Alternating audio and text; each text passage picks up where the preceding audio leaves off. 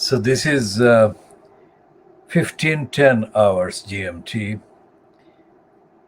in the afternoon of Saturday, the 8th of May 2021. And it's 10 past 3 p.m. in London. Now this is the kind of latest summary on the London election at the expense of the Londoners. These are the main kind of numbers. 40% for Sadiq Khan and 35% for Sean Bailey. Now that is the first time in hours that there has been a change. The latest is the 35% for Sean Bailey and 40% for Sadiq Khan. Now, that was 36% for Sean Bailey and 40% for Sadiq Khan for several hours until now that we have checked. Now, the percentage for Sean Bailey of Green Party remains the same at 8%. And for the Liberal Democrats, Louisa Manon Porritt, it remains the same at 4%. So 1, 2, 3, 4. And the Reclaim Party, being fronted by the racist Lawrence Fox, is 2%. And the same with independent Nico Omilana. And the Brian Benedict has got 1%.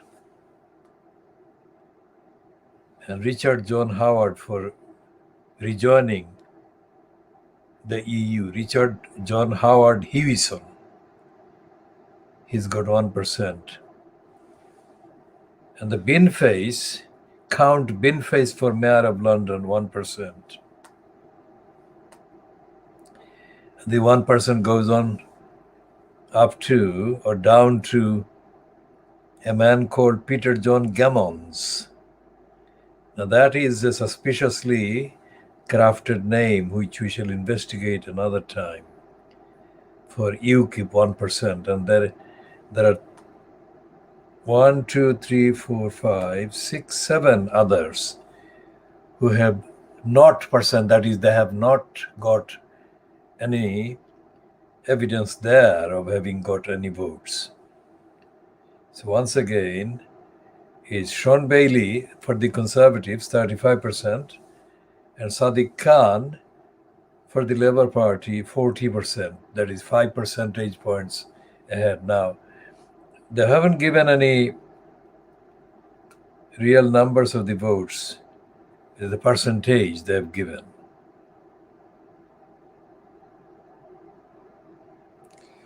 And the graph is saying, the live mayoral results saying that once 90% of first choice votes have been counted, this graph will no longer be updated. Once the result has been verified, the Greater London returning officer will declare the winner. The result will be displayed on the 2021 results page. Now let's see where that is. So that's the 2021 results page. Yet to be announced. This will be announced Saturday, 8 May at the earliest. So the Labour Party has got 4 seats total, London Assembly seats, 25 in total, and the Conservatives have got 3 seats in total.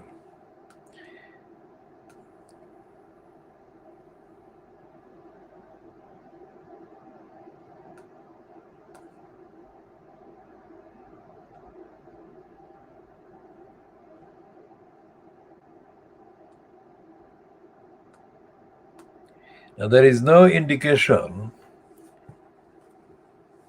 on the website run by the London elects of what is going on in Tower Hamlets or in Newham about the so-called referendum about the future of the boroughs, whether to retain the corrupt mayor post or to replace it with something different. Whatever that something is, will not deliver democracy to either Tower Hamlets or Newham, anywhere near the level that the communities in Tower Hamlets and or Newham deserve. And we shall be talking a bit more about that in this edition, later in this edition. Now, this is the Times magazine, the Times of London, the magazine of the year, they're saying it's there. And there is a piece, the main piece there by Charlotte Edwards. Is this the same Charlotte Edwards who is the partner or girlfriend of Peston, Robert Peston of the ITV? And Tom Bradby, the heading is My Breakdown and the Problem with Being a Royal Favorite. Now he's a problem related to his relationship or friendship with Harry and Meghan. And he's been that is the trailer on the front page of the Times today that I've just been mentioning. And the Times cartoonist, Peter Brooks, has got probably the best cartoon of this weekend about Boris Johnson. Let's go to the page. We have already tweeted on that one, saying that Peter Brooks is spot on with the cartoon. And there is an interesting headline that we shall be looking at. The headline to the piece by Matthew Paris. Now, this is the cartoon that the Times cartoonist, Peter Brooks, has already tweeted about it. And we have commented on that. We have said he's got it spot on. Now, what we say he's got spot on, and we shall go to the wider view. Now, this is the one that Peter Brooks has drawn, this cartoon. And we are looking for the caption.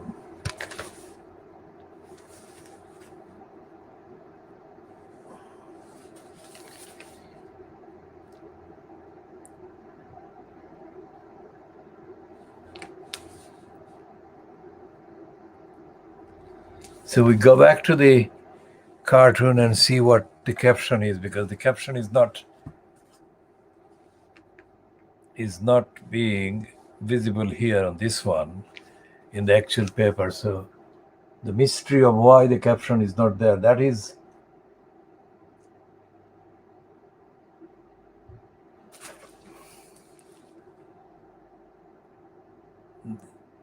so it's hubris. The only thing that is there is the headline or the main title to hubris. Let's see what he's saying there.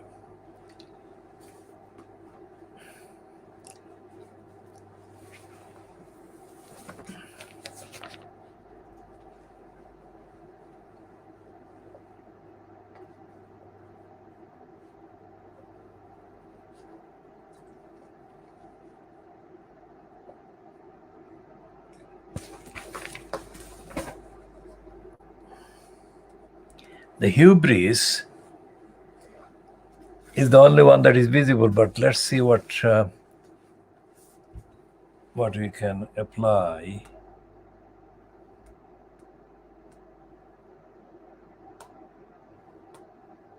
Remember, what we are doing here, this edition is part of the world exclusive original diagnosis of Fleet Street. When I say that, world exclusive, That is absolutely literally meant to be world exclusive because nobody else is doing that. And the hubris is defined as excessive pride or self-confidence. In Greek tragedy, excessive pride towards or defiance of the gods leading to nemesis. And answer to the question, what is an example of hubris? The answer is it means arrogance and excessive pride. This can be something a character feels internally, but it usually translates to the character's actions. A modern real-life example of hubris might be a politician who thinks he is too beloved to lose an election and chooses to skip campaigning.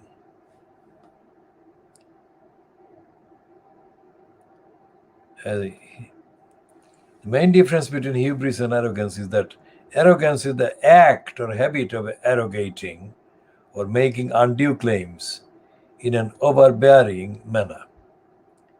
That specifies a pride which consists in exorbitant claims of rank, dignity, estimation, or power, or which exalts the worth or importance of the person to an undue degree. Proud contempt of others, lordliness, all of that could apply to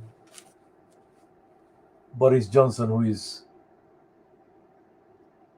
is being shown there on the ship. And Boris Johnson is celebrating the state of France's Emmanuel Macron, and of course the UK's Keir Starmer, who has murdered the Labour Party, according to us. And let's see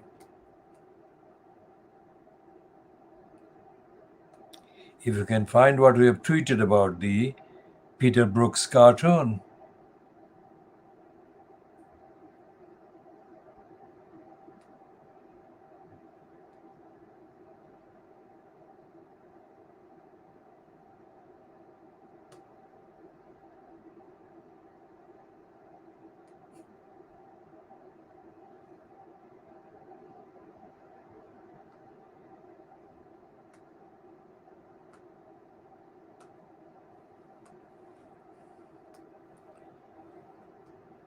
So we have commented on the Peter Brooks cartoon in probably the last hour or thereabouts. Not long before that. But we may be wrong. Let's see what. Yeah. It's 2 hours. It's not 1 hour. 2 hours ago, it says, we said, Peter Brooks is spot on again. That is the tweet that we did. Now let's see where we are saying that, yes, that is what he says. Peter Brooks says, not the body of the cartoon, but Peter Brooks says, and this is what he says. Let's see where we can show it to the camera. That is what he says. Yeah, that is what he says in his tweet.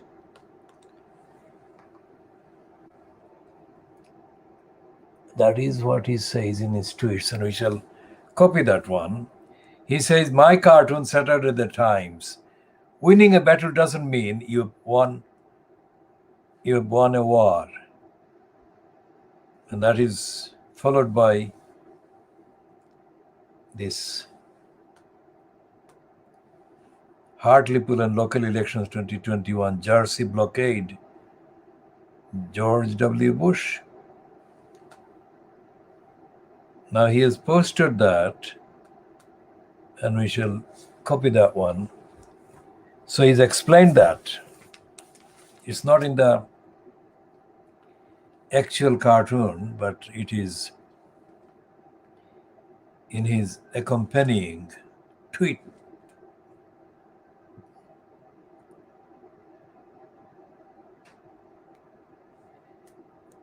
Now, Janice Turner in the Times, immediately underneath that Peter Brooks cartoon, is wrong. She's absolutely wrong. She's saying that for Labour, purity matters more than votes. And she's saying that Starmer's party looks further from power than ever before because the views of traditional supporters are treated with disdain.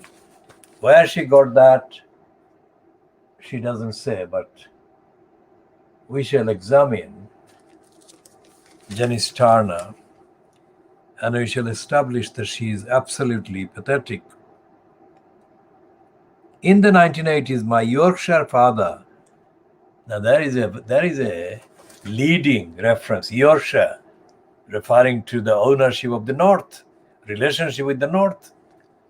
My Yorkshire father, how many fathers does she have? Used to say, I'll never see another Labour government in my lifetime. My dad's longevity and Tony Blair ensured he saw 3.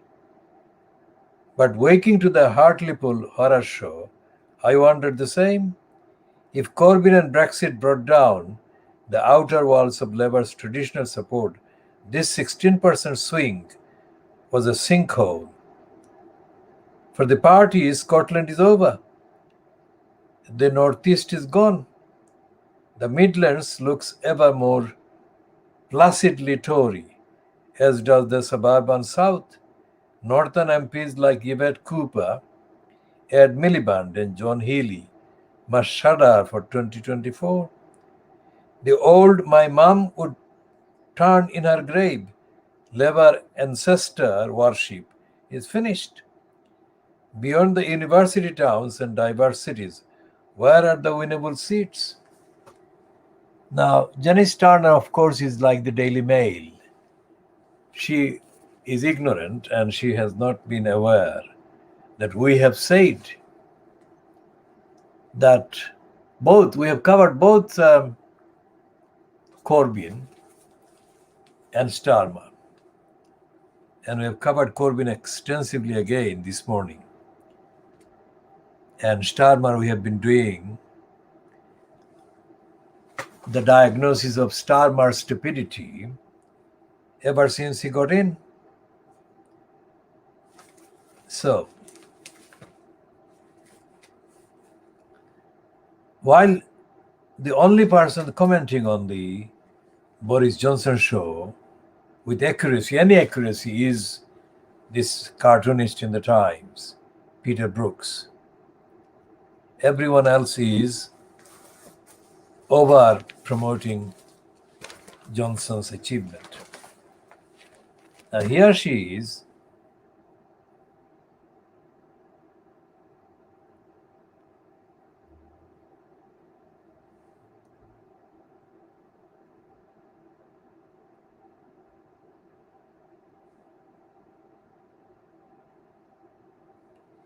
She is completely stupid because she is conflating too many things in this idiotic sentence. To voters beyond the ones Labour must convince, pragmatism is not only effective but hugely attractive. Yet it requires Labour Remainers to embrace Britain's future rather than to harp on about the halcyon European Union like colonialists, nostalgic for the Raj. It's not only nostalgic, racists are very much in control, you stupid, ignorant person.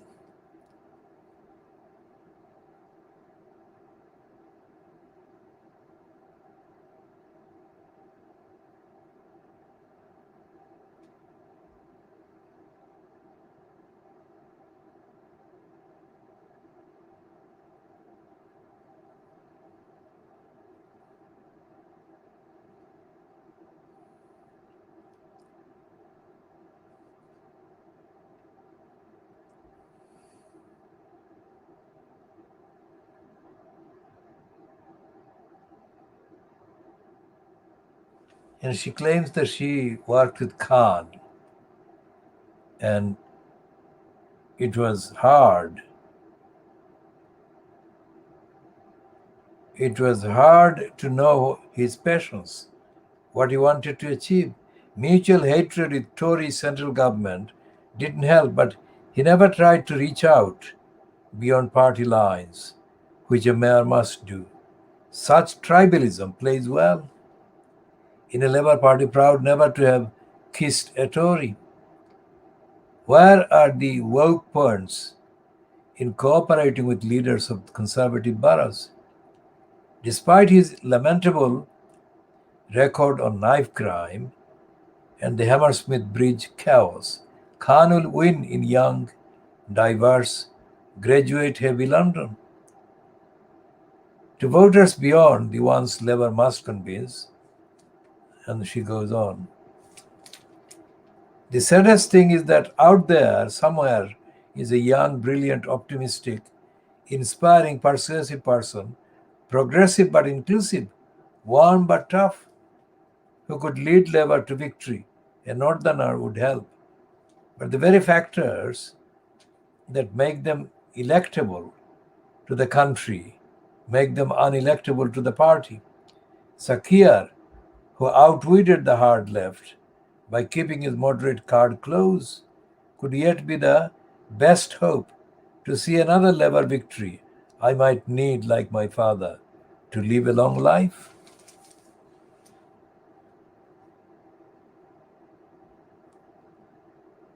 And there is absolutely stupid promotion by the Koran child. Now, here is the piece that the headline is absolutely enticing.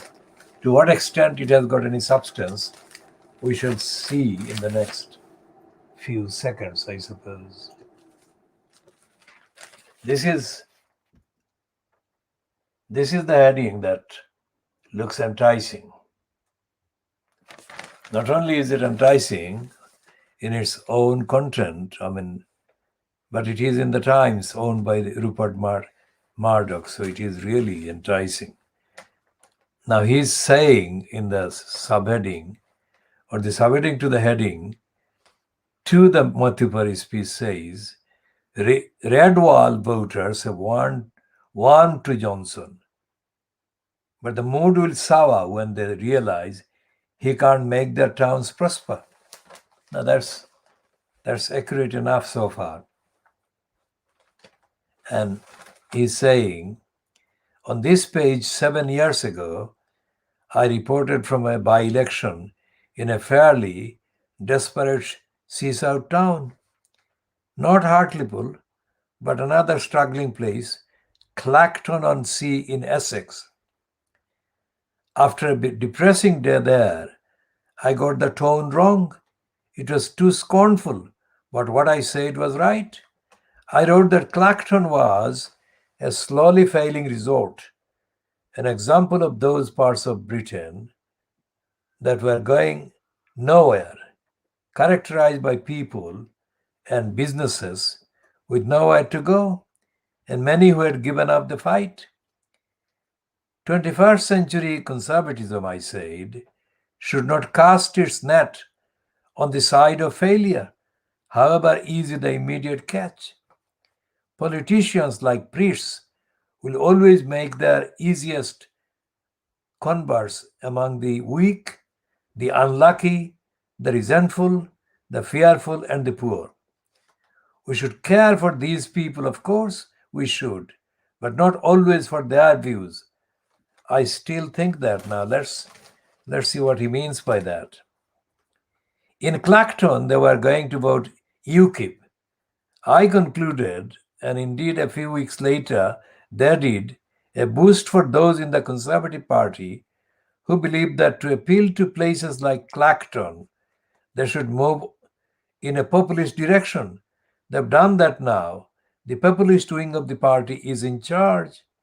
This morning, as we survey the Tories' breathtaking gains across the struggling parts of England, winning a by-election in another floundering seaside town, Hartlepool, we must concede that the results are not just a victory for the Conservative Party, but for its populist wing. We former Tory moderates have to acknowledge this. The strategy is working for them, that is the populist wing of the Conservatives. So he is confessing he is a Conservative. Of course, it's easy to protest, and true that Tory success in Hartlepool is partly owed to the dire state of the Labour Party. Decent and capable Haque may even be tempted to give up, but in favor of what or whom? It is the Labour Party, Starmer's boss. That's the problem.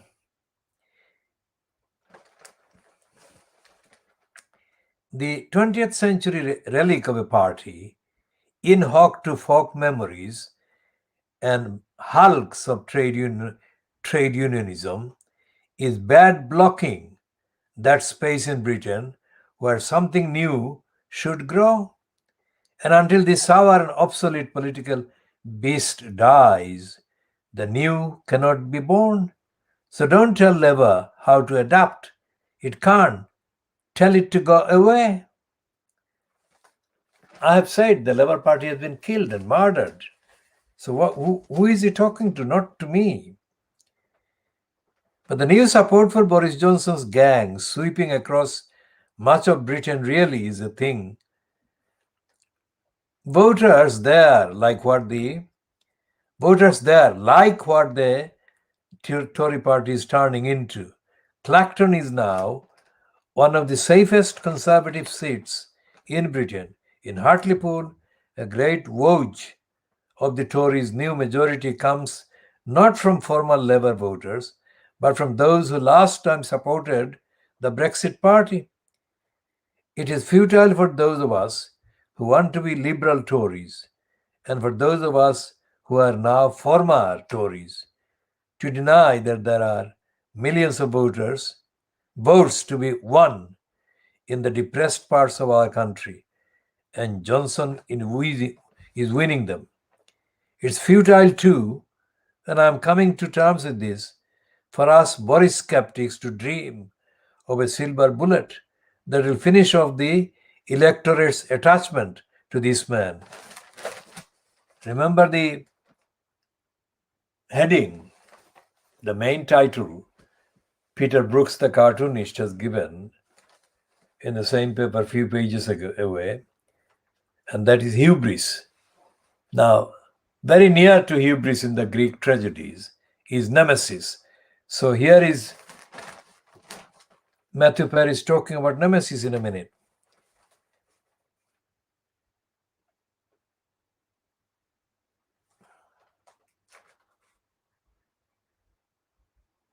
He's saying nemesis must surely await. We dream of a gotcha moment. Maybe Dominic Cummings has the tape recordings.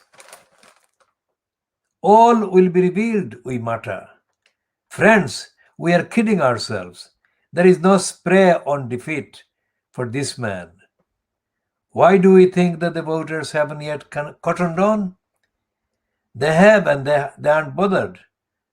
When you keep telling people something and they don't seem to take any notice, it's either because they don't want to know or they know already and don't care. There is no point in holding Johnson to some moral standard to which he has never pretended. Better and perhaps more constructive to hold him to what he has pretended. The Tory government can rescue those parts of Britain that have sunk while others have risen. It cannot or won't be done. If you add up all the Hartlepools across Britain, all the depressed towns, especially in the Midlands and the north of England and in Wales, and all the desolate high streets, in all the hard-bitten urban landscapes that litter regional England, and all the struggling seaside resorts around our coasts from Blackpool to Llandudno, and from Hastings to Skegness, and then imagine yourself a Tory chancellor and ask yourself, how do we level up these places as we have promised? Answer comes there none. You can create a few free ports, a beggar my neighbor way of displacing rather than creating economic activity. Yet without this sort of massive Marshall Plan the Americans could afford after the Second World War, that is only tinkering. This, or I believe any, conservative government is not going to level up Red Wall England. This is the lie at the heart of the new populist Tory appeal. And this cabinet knows it. As your Clactons and Hartlepols, your Rotherhams, Redcars, Doncasters, Walsalls, and Penzances fail to respond to what tinkering we can afford, and the leveling up sloganizing begins to sour, there will be only one recourse for a Johnson administration if it is to carry on milking support from depressed places. Turn up the volume of angry populism, saber rattling with the EU, punitive rhetoric on law and order, longer jail sentences, noisy anti-wokery, and slowly the Conservative Party I joined half a century ago will become almost unrecognizable. As disillusion in Red Wall Britain grows, the Tories will turn back towards the class interest with which the party has been historically associated, back towards the achieving entrepreneurial places and people, back towards business, towards graduates, the employed, the savers, and the more comfortably off. And when they do, they will find we have wandered away. It will probably not be Johnson who cops it. He has a real talent for holding his audience, the electorate, by sheer force of personality. And as long as he does, he will distract attention from the vacuum of policy and political philosophy he has created. He has too a knack for getting out from under trouble. And he will before or after the next general election. His successor will be left surveying a wasteland of a party. In politics, there is a market in optimism and a market in anxiety. The market in anxiety is the easiest to capture. And this week, the Conservatives consolidated their hold on the disappointed, the nostalgic, and the fearful. A party has a personality, and it's derived in part from the people it pitches to. A party that pitches to angry or resentful soon begins to look like them. Positive or negative, the Tories cannot wear both masks. They won Hartlepool and lost London, charmed Clacton and dismayed Cambridge. Johnson may get away with it.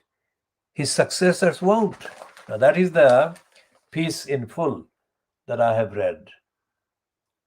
Now I don't have anything really positive to say about Matthew Paris as a person and on his record, because he's a racist and he's a dishonest person. He's like Satan Rushdie.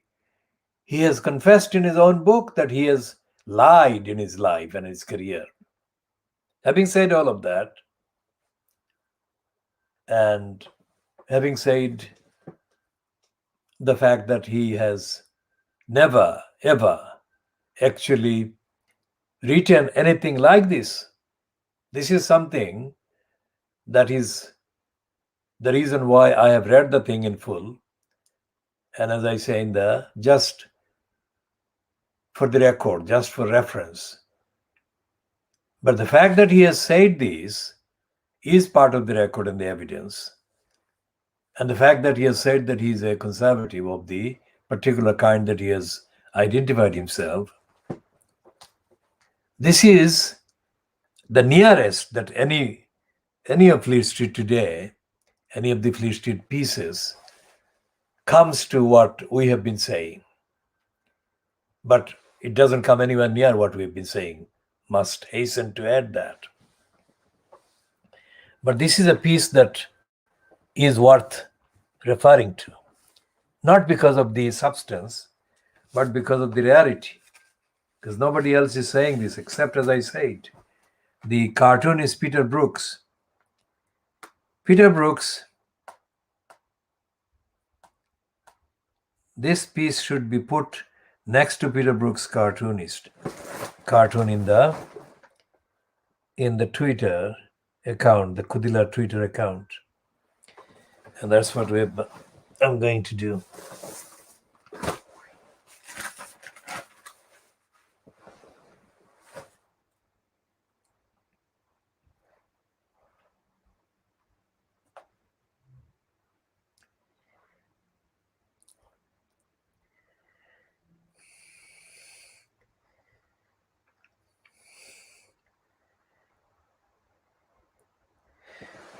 Hopefully it is readable.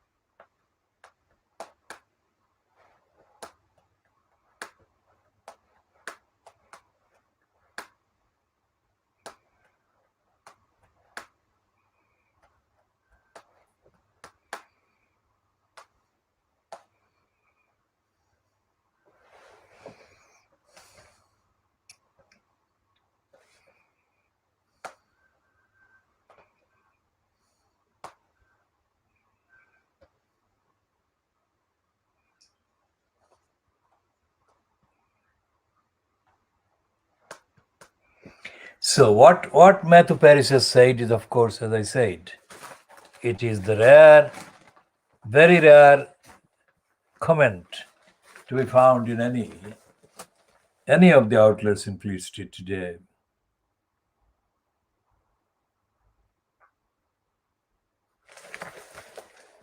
About the liar Johnson. We shall go back to and come back to and refer to these two items. One is the Matthew Paris column, and the other is the Peter Brooks cartoon.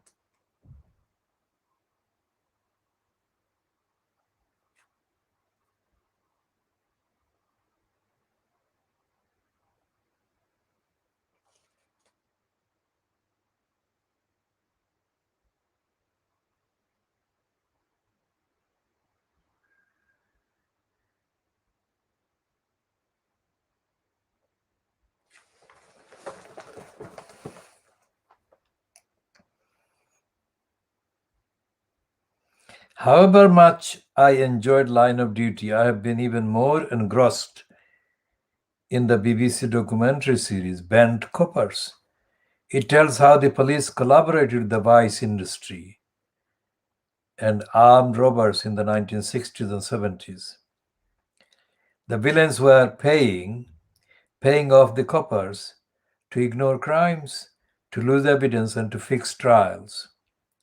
The corruption became a business, complete with middlemen and accounts, and it involved some of the most senior officers, not all of whom went to jail. The series makes extensive use of archive footage, giving it an almost period feel. But I wonder if such consequences have disappeared altogether. Reading again, but I wonder if such conspiracies have disappeared altogether. One episode features Dorset Constabulary's investigation of police collusion with armed gangs in the city of London in the 1970s. The chief constable, Arthur Hampleton, who led the inquiry, said, whilst ever there are criminals committing crime and prepared to buy themselves out of it and buy favors, inevitably there will be some policemen who will weaken and agree to it. Quite. Now, what is missing in that piece and missing from that piece by Daniel Finkelstein? This is also an invitation to anyone watching this episode or who watches this program. We call it World Exclusive Diagnosis of Fleet Street. Now, Finkelstein's piece is typical columnist piece. There is a drama, there is the peak, and there is the end, which is equally scripted to be dramatic. But it is absolutely pathetic because both the BBC and Daniel Finkelstein are lying. It's not what happened in the 1960s and 70s that should be reported or written or commented on. It should be what is happening now. And the question he doesn't answer. He doesn't even raise the question. And the BBC doesn't. The evidence of what has been happening in the police and by the police over the decades since the 60s and 70s warrants a more exhaustive and more rigorous, not one, but a series of investigative reports, both by the BBC and by anyone else in Fleet Street and the mainstream media. And what has been summarized by Matthew Paris as what Johnson will be tempted to do next if he fails in the delivery of the promise made to the Red World victims will be to go for agitation, for conflict in society, for fascistic powers, for the police, and for suppressing basic expressions. Finkelstein doesn't say anything about the role of the police, say, for example, in the series of what is called pretensions and excuses made for not prosecuting Luther Rahman in Tower Hamlets. And this is something that didn't happen in the 60s or 70s. This is something that is happening even now because it's very much a current criminal situation. Because there are 3 separate sets of evidence against Luther Rahman in the role of the elected mayor in Tower Hamlets, at the expense of Tower Hamlets. One is the report by the Price Waterhouse and Cooper, the accountants,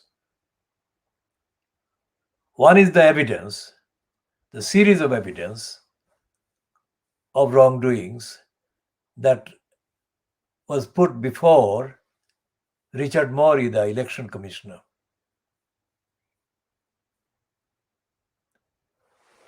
And one is the collected evidence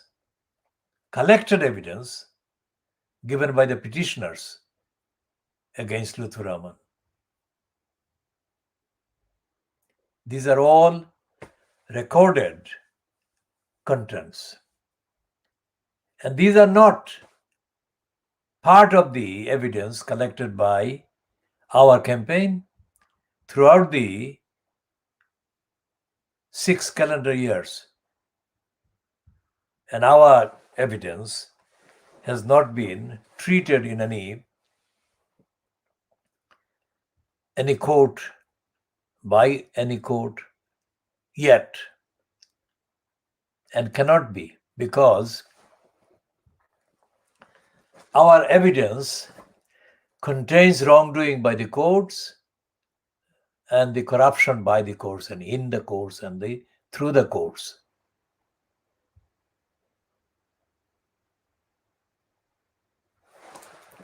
So we shall come to that in a minute. What we have as evidence is unique. Unique in the literal sense of the term unique. And also unique in the sense of unprecedented. And also unique in the amount of, if you like, money that is impacted by the wrongdoings and corruption, criminality, lying, dishonesty, fraud, bias, pretension, abuse done by Luthuraman's years in that post, with Luthuraman's knowledge, Luthuraman's participation, Luthuraman's complicity, collusion, and conspiracy with every set of the criminals involved in the crimes and wrongdoings. We have mentioned names in the past of individuals that colluded with Luthuraman from outside. And we have mentioned names of employees in posts during the years of Luthuraman in that corrupt post of elected mayor. One of the names, not all of the names, that 1, 2, 3, 4, 5 names. Let's get those names on the list again. One is the crook and the criminal and the racist, liar Colin Cormack. One is the professional criminal and liar Cavan Collins. One is the racist criminal liar Steve Hill. One is the liar, whether he's racist, I am not saying, because the main focus is on his lying. John S. Williams.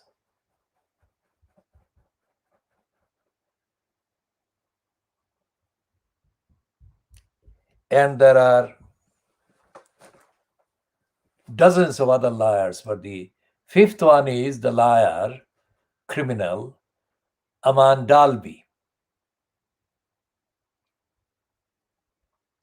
And every single member of the bogus cabinet that Luthuraman allegedly, quote, chaired, committed crimes during the entire period of their complicit presence on the list as cabinet members. as fronted by Lutfur Rahman, doing the crimes and the criminality and the lying and the denials and the fraud via the council, via the collusion and complicity of the likes of Isabella Freeman,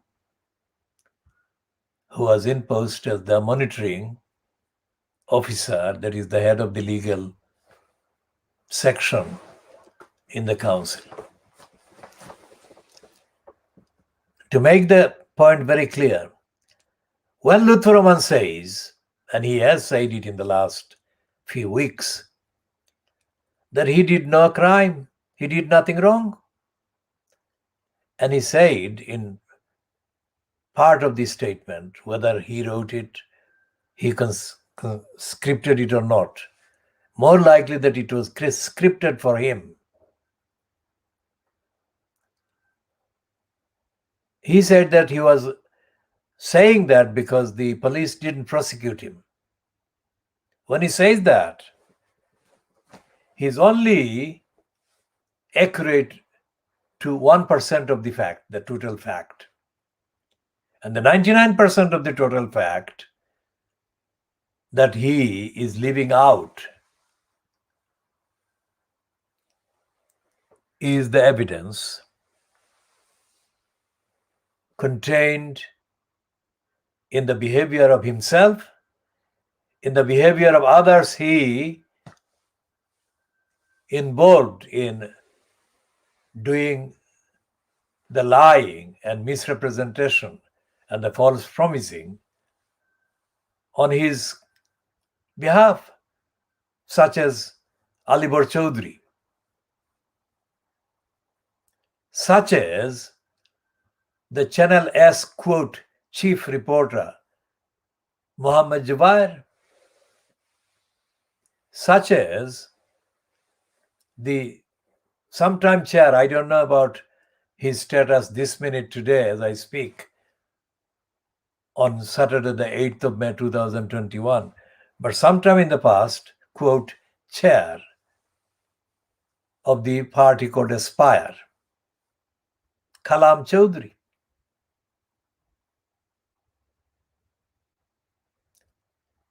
And dozens of others who communicated untruthful, quote, assurances on behalf of Lutfur Rahman in relation to consistent, clear, continuous, evidential, factual representations, assertions, communications by our campaign, by myself. And those communications, those contents, those evidence, sets of evidence remain unaltered to this day and beyond deniability. Town Council operates through a number of criminally conceived kind of frontages or facades, pretend things. And this is something that is found in every criminal corporate organization. It has got physically kind of installed frontages or facades or fronts that are kind of decorated as if they are humble, they're accountable, they're amenable to reason, etc., etc. While the inside, behind the door, behind the facades, the reality is the opposite of what they say. So, at a meeting held with Lutfur Rahman and Colin Cormack and myself, witnessed by Alibor Chaudhry, Lutheraman appeared as if he is pleading with Colin Cormack to do him, Lutheraman, a favor.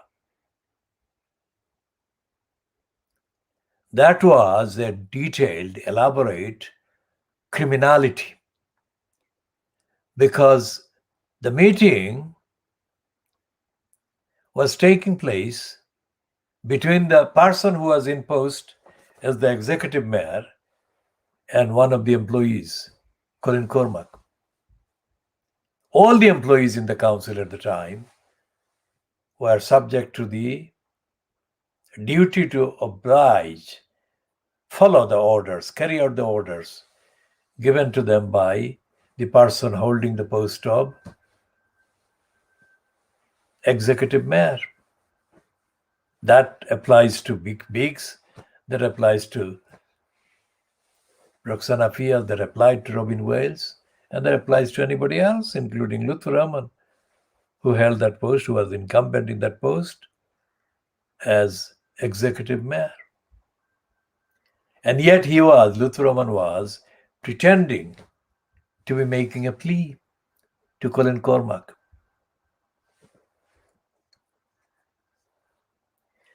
That did not fit. That did not fit anything, either in the context that he was doing the pretending or the context of the overall behavior of Lutheraman in relation to the decisions that were made by employees in the council, in any department, any section, on his requirement or order or asking, as illustrated by the findings of the Price Waterhouse Cooper auditors, who, among the many findings, confirmed that Lutheraman paid any number of money, thousands and thousands of pounds, any amounts of money, to individuals that had not asked for the money. And there was no explanation, legitimate explanation, lawful explanation, that the payment of the money to those people was not contrary to the Theft Act provisions or contrary to the legislation and the law against fraud and corruption and abuse and misuse. Now that was done between Lutheraman getting elected and the Secretary of State at the time, Eric Pickle, sending these so-called commissioners. And the investigation by the auditors took place between 2013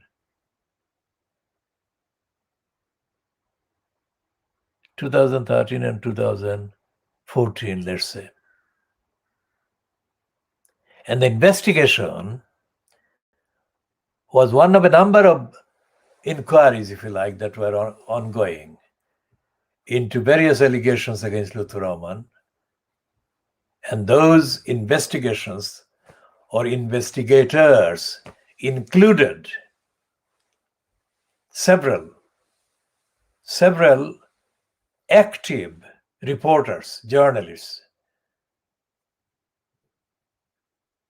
and by the actual Department for Communities, as it was known at the time, as well as by several opposition councillors, including Peter Gould's, Joshua Peck, but not exclusively only by them, but they were the ones that were mentioned in later records. For example, as I have said before, not this edition, but in previous editions, the Conservative Member of Parliament, Robert Neal, who was a licensed law trader, quote, barrister, so he knew the various procedural things, held at his initiative a debate in the House of Commons, not in that building, but outside building, but it was covered by the definition of the House of Commons debate.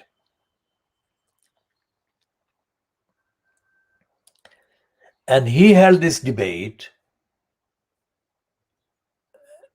about the role of monitoring officers in councils. And as part of that debate, Robert Neal referred to Tower Hamlets Council and its monitoring officer, Isabella Freeman.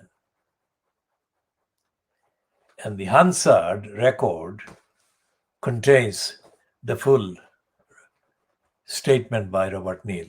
So I'm not going to read this here. It's Hansard, House of Commons Hansard, because the Hansard has got two versions. One is the version for the House of Commons and members of Parliament, and the other is the House of Peers, which within quotes they say House of Lords, but we call it peers because we don't accept that a human being should be called a lord, full stop. Now, in that what is called debate, which was participated in by a smaller number of members of Parliament than ordinary debates are participated by, because ordinary debates are participated by large numbers of MPs, normally large numbers, meaning many more MPs take part or try to take part than did take part in this one. And this was one of the kind of specially called issues-based debates, not a general legislative kind of thing that automatically allows for a wider number of participants. So this was like a specialist issue. And the specialist issue dealt with the appointment and the role in the council, appointment by the council, in the council, and the role in the council of the person that is called the monitoring officer. Now, the monitoring officer is, by definition, somebody who is a licensed law trader and is familiar with the law and the constitution and advises the leader of the council or the mayor incumbent, in which case it was, in Tower Hamlets' case, it was the incumbent holder of the post of elected mayor. In addition to the monitoring officer, Tower Hamlets Council, like any other council, has got a very large number of what is called in-house licensed law traders. That is to say, a number of barristers, number of solicitors are employed as full-time members of the council's legal section. Now, to the uninitiated, to the people who don't know about the criminality that is committed by licensed law traders everywhere, this number of, quote, solicitors and barristers is capable of misleading those people into thinking that because they are licensed law traders, so therefore they would be behaving lawfully and legally. That doesn't happen. That happens only very rarely. What does happen with the licensed law traders employed as full-time employees of the council is that these licensed law traders, because they have got the facade, they have got the kind of title and the banner and the piece of paper saying that they're licensed to trade as lawyers, it is assumed that that is kind of mostly wrongly understood by the ordinary public. Because the ordinary public, members of the ordinary public are not formally educated in the main and not formally educated in the law. So any mention to the average person in the ordinary community, in the ordinary population, of somebody being, quote, a barrister or a solicitor, carries with it the almost certain reaction that the person being told about X or Y being a, quote, solicitor or a barrister would be impressed, or if not impressed, would at least be immediately aware of the possibility that the person being described as a lawyer or a barrister or a solicitor would behave in accordance with the law.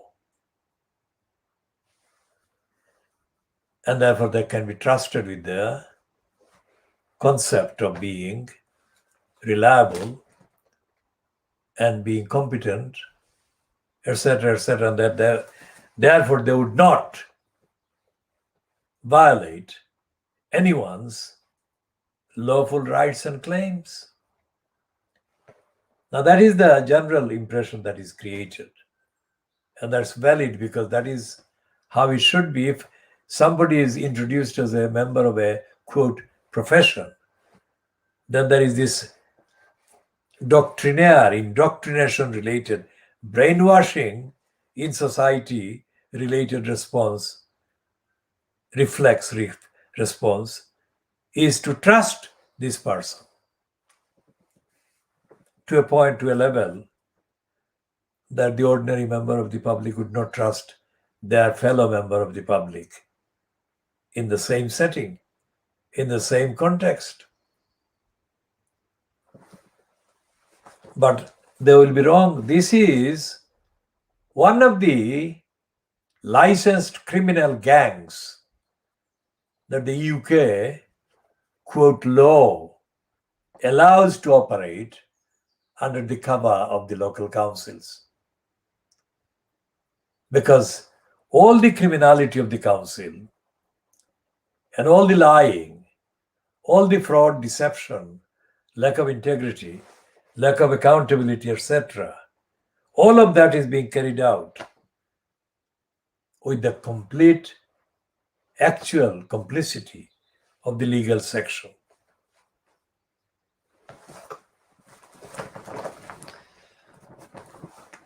And in the debate he initiated, Robert Neal referred by name to Isabella Freeman and referred by name to Peter Golds, to Josh Peck, and to Andrew Gilligan, the reporter. The reason why he mentioned those three, and the reason why those three are important as persons mentioned, not important because of any quality or ethics or morality that their names imply. They are being mentioned here only because they are mentioned in the actual debate that we are referring to.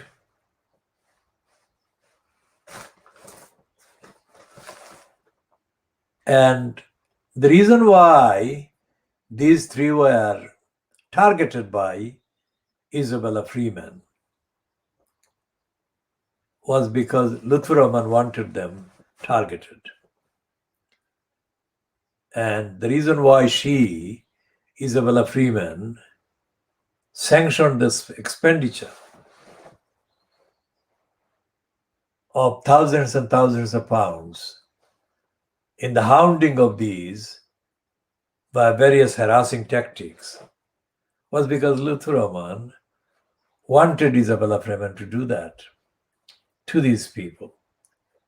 And the reason why he wanted them to be harassed, bullied, threatened, intimidated by the legal section of the Terrorist Council is because they had questioned the illegal activities, the corrupt activities, the wrongful activities that Luther had been engaged in. Anyone watching this should rewind and hear what I have just said. All of this constitutes crime, including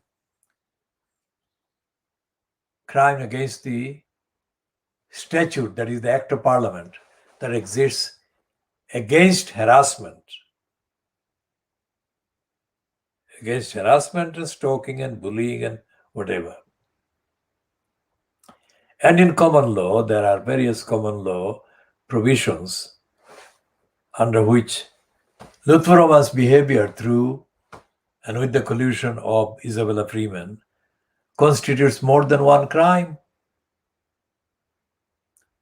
But you see, in the final report that the election commissioner, Richard Morey, dated on the 23rd of April 2015, he makes the case that he didn't look at the crimes and various other wrongdoings that went on while Luther was in post, because the petitioners, at whose request he was sitting, the petitioners didn't include any of those things in their petition. Think about that. That is the answer, or that is one of the answers that validly assert themselves against the denial by Luther that he did not commit any crimes. Those crimes were committed, but they were not prosecuted by the election commissioner because the election commissioner was not asked to look at those crimes by the petitioners. And anyone or any number of persons that Luther recruited to appear on his behalf, that is to say, to appear on the public gallery to cheer him and to deride and to jeer at anyone of the councillors that was likely to speak against Luther those people's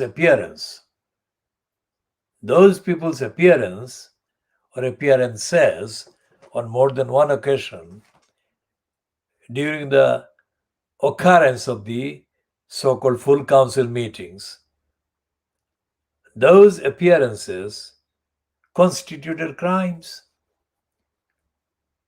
Various crimes, including conspiracy to harass and bully and intimidate members of the public. Now, no person holding any position in a contentious, controversial, open to debate public post can have spontaneous support given to them by members of the public without there being some intentional, deliberate mens rea, that is to say, intentional criminal planning and plotting taking place.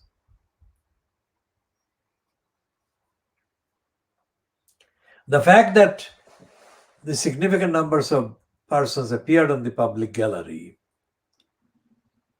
and were shouting at Peter Golds and naming him, by naming him in their abuses, left no room for any doubt that they were orchestrated by Luther himself, or with his knowledge, they were orchestrated and recruited for that kind of task by somebody, one person or more than one person.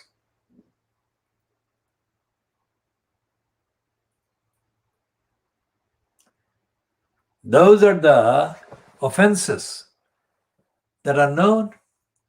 Many offenses are not known about because they were not perpetrated out in the broad daylight in that way. So everything that Luther did in public falls apart when scrutinized and examined.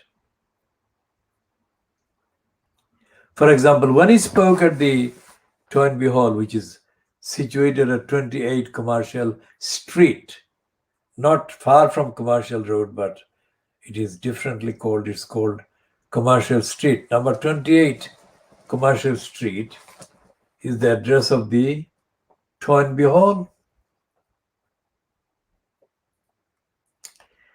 And Luther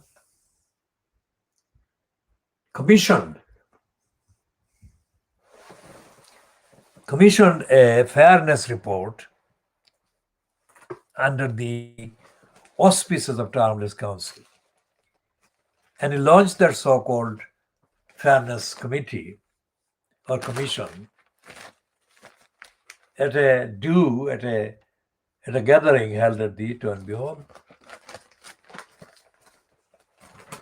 Now, as I said in a previous edition, the Fairness Commission that Luther claimed to have appointed was a complete fraud. It was dishonest, it was unoriginal, and it was corrupt, and it was borrowed from what the Labour Party borough councils were doing in many parts of this country already. Yet Luther participated in promoting the appointment of this corrupt commission as an original act on his behalf, or worse, an original ethical investigative work by himself.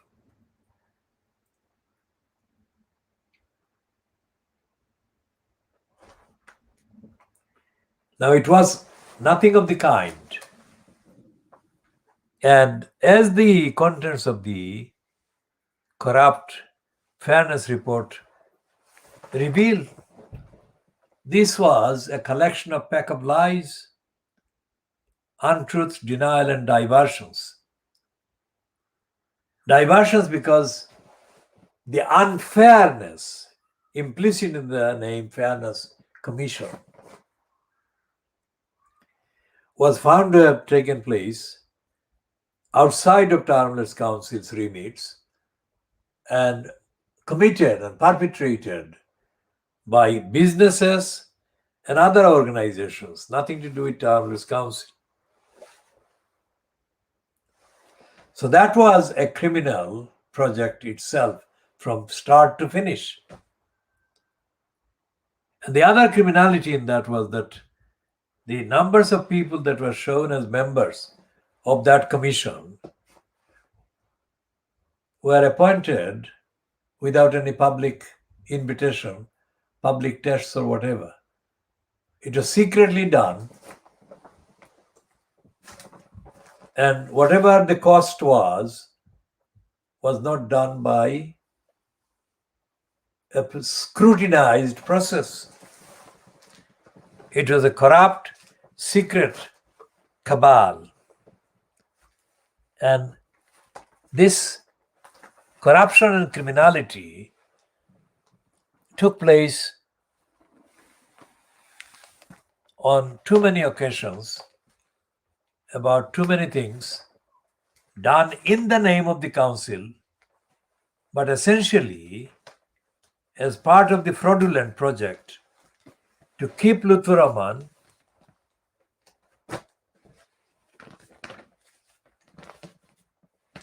mentioned in council documents and council decision sheets as doing something while he was not doing anything for the benefit of the community in that particular something, but to promote his electoral opportunities.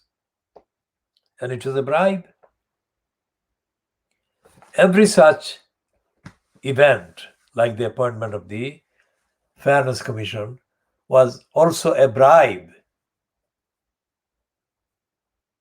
to the persons that would give an opinion or support Luthuraman by giving an opinion that Luthuraman was unjustified in expecting otherwise. So we shall be talking more about Luthuraman's 6 calendar years in the next parts. So this is just after 1633 hours GMT on Saturday, the 8th of May 2021. Let's say that regardless of what the outcome is of the referendum charade, the case for continuing democratic, ethical, and moral campaign on behalf of the people in the borough is very strong indeed at this date. As I said, regardless of what the outcome is of the so-called referendum that took place on Thursday.